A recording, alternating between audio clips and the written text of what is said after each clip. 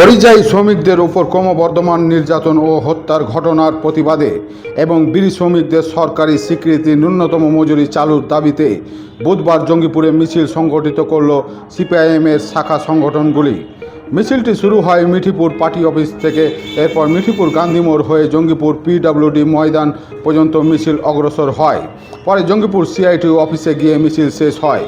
এই কর্মসূচিতে CITU, এআইকেএস, DYFI, এআইএডব্লিউইউ ও SFI এর জঙ্গিপুর ব্লক কমিটির নেতৃত্বে বিপুল সংখ্যক শ্রমিক, কৃষক, যুব ও ছাত্রছাত্রীরা অংশগ্রহণ করেন। হাতে প্ল্যাকার্ড ও ব্যানার নিয়ে তারা পরিযায়ী শ্রমিকদের নিরাপত্তা নিশ্চিত করা, বিড়ি শ্রমিকদের ন্যায্য মজুরি বৃদ্ধি, সরকারি ঘোষিত মজুরি কার্যকর করা এবং শ্রমিক স্বার্থবিরোধী নীতির বিরুদ্ধে স্লোগান তোলেন।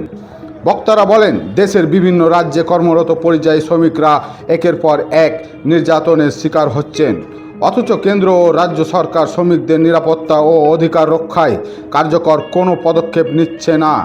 একইভাবে বিড়ি শ্রমিকদের দীর্ঘদিনের ন্যায্য মজুরির দাবি এখনও উপেক্ষিত। সমাবেশ থেকে অবিলম্বে পরিযায়ী শ্রমিকদের সুরক্ষা নিশ্চিত করা এবং বিড়ি শ্রমিকদের সরকারি মজুরি কার্যকর করার দাবি জানানো হয়। দাবি না মানা হলে আগামী দিনে আরও বৃহত্তর আন্দোলনের হুঁশিয়ারি দেন নেতৃবৃন্দ।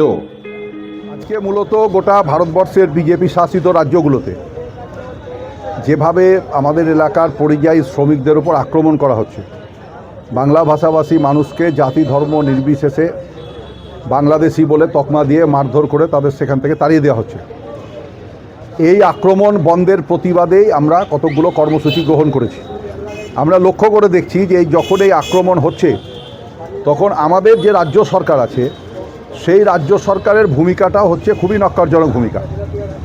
দুটো রাজ্য সরকারের মধ্যে যে ইন্টারস্টেট রিলেশনশিপ থাকা দরকার, পারস্পরিক কথোপকথন হওয়া দরকার এই আক্রমণ বন্ধের জন্য, আমরা লক্ষ্য করে দেখছি যে এই পশ্চিমবঙ্গের যে তৃণমূল চালিত সরকার সেই সরকারের সে ভূমিকা নাই। বরঞ্চ তারা উল্টে কথা বলছে, যে চলে এসো 5,000 টাকা করে ভাতা দেবো। তা 5,000 টাকায় কি আজকের দিনে সংসার চলে? একজন পরিযায়ী শ্রমিক ভাই সে তার পরিবার ঘর ছেড়ে দিয়ে সব কিছু ছেড়ে দিয়ে বাইরে যায় দুটো পয়সা রোজগারের জন্য, ভালোভাবে জীবন জীবিকা যাপনের জন্য। সেখানে 5,000 টাকা ফিরে এসে নিয়ে তার কি হবে?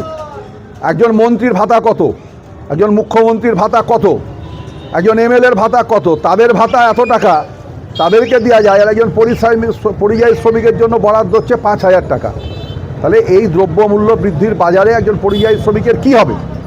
আমাদের প্রশ্ন হচ্ছে যে কোনো অনুদান নয়, অনুদান দিচ্ছ তুমি দাও, আমাদের আপত্তি কিছু নাই, কিন্তু অনুদানের থেকেও বড় জিনিস হচ্ছে সংবিধান যে অধিকার আমাকে দিয়েছে, ভারতবর্ষের নাগরিক হিসাবে আমি যে কোনো রাজ্যে যেতে পারবো, ভারতবর্ষের স্বাধীনভাবে থাকতে বসবাস করতে পারবো, আমি স্বাধীনভাবে সেখানে যে কোনো কাজের সঙ্গে যুক্ত হতে পারবো। এই যে সাংবিধানিক অধিকার ভারতবর্ষের মানুষ আমাকে দিয়েছে, সংবিধান আমাকে দিয়েছে, সেই অধিকার রক্ষা করার দায়িত্ব কেন্দ্র এবং রাজ্যের দুটো সরকারের। তাহলে এই দুটো সরকারই ব্যর্থ। একটা সরকার তার দলের লোকজন দিয়ে, বিজেপি, আরএসএস তাদের দলের লোকজন দিয়ে, বজরং দল এই সব সংগঠনের লোকজন দিয়ে পরিকল্পিতভাবে আক্রমণ হানাচ্ছে, আর একটা রাজ্য সরকার বসে বসে মজা দেখছে যে আক্রমণ হোক, তাহলে আমার ভোট বাক্স ভর্তি হবে। এই সমস্যা সমাধানের কোনো উদ্যোগ এই রাজ্য সরকারের নাই। আমরা তাই ঠিক করেছি যে আমরা আগামী 13 তারিখ এসডি অফিস অভিযান করব, কারণ আমাদের এই জঙ্গিপুর মহকুমা মূলত বিড়ি শ্রমিক এবং পরিযায়ী শ্রমিকের রোজগারের উপরই নির্ভর করে। এই জঙ্গিপুর মহকুমা এখানকার ব্যবসা বাণিজ্য বলুন, বাজার বলুন, সবটাই নির্ভর করছে এই দুটো জায়গা রোজগারের উপর। দুটো জায়গা আক্রান্ত। বিড়ি শ্রমিকের মজুরি বাড়ছে না, সব তৃণমূল নেতা হচ্ছে বিড়ি মালিক, ফলে বিড়ি শ্রমিকের কোনো মজুরি বাড়ছে না। আমরা বলেছি আজকের দিনে দ্রব্যমূল্য যেভাবে বেড়েছে, 350 টাকা ন্যূনতম মজুরি বিড়ি শ্রমিকদের দিতে হবে, সেই দাবি আছে।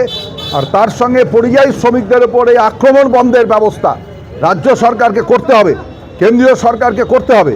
সেই দাবি নিয়ে আমরা আগামী 13 তারিখ এসডি অফিস অভিযান করব এবং এই আগামী 22 তারিখ আমরা জেলা পরিষদ অভিযান করব।